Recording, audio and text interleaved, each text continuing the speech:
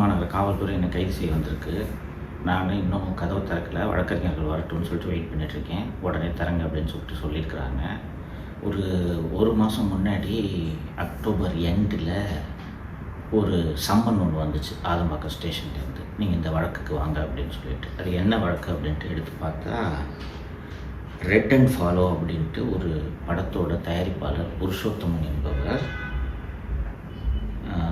27/6/2025 அன்று என்னை 30/6/2025 அன்று என்னை அலுவலகத்துக்கு வந்து பார்த்து, எனக்கு நீங்கள் என்னை பற்றி தப்பாக பேசிட்டீங்க அந்த வீடியோவை நீக்குங்க அப்படின்ட்டு சொன்னதாகவும், நான் மாலதி அலுவலகத்தில் இருந்தவங்க எல்லோரும் சேர்ந்து அவனை அடித்து, இன்னும் 10 லட்ச ரூபா கொடுத்தா தான் வீடியோவை நீக்குவேன் அப்படின்னு சொன்னதாகவும், அவன் கையில் வச்சிருந்த ஒரு 2 லட்ச ரூபாயை பிடுங்கிக்கிட்டதாகவும் ஒரு எஃப்ஐஆர் அப்படின்ட்டு அலிகேஷன் அப்படின்றது தெரிய வந்துச்சு.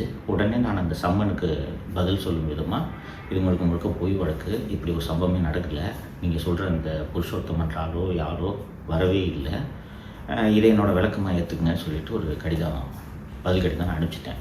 நவம்பர் 1 அன்றைக்கி நான் அந்த ரிப்ளை அனுப்பிச்சிருக்கேன். அதுக்கப்புறம் இது வரைக்கும் எந்த விதமான ஆக்ஷனும் போலீஸ் சைட்லேருந்து இல்லை.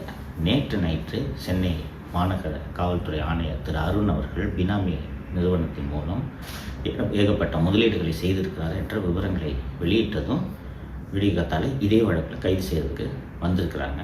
வழக்கறிஞர்கள் வந்த பிறகு தான் கதவை திறக்க முடியும், வெயிட் பண்ணுங்கன்னு சொல்லியிருக்கேன். இது உங்களுக்கான அப்டேட். ஆச்சி ராயல் குலோப் ஜாமுன் பேக்ஸ் 1 வாங்கினால் 1 இலவசம்.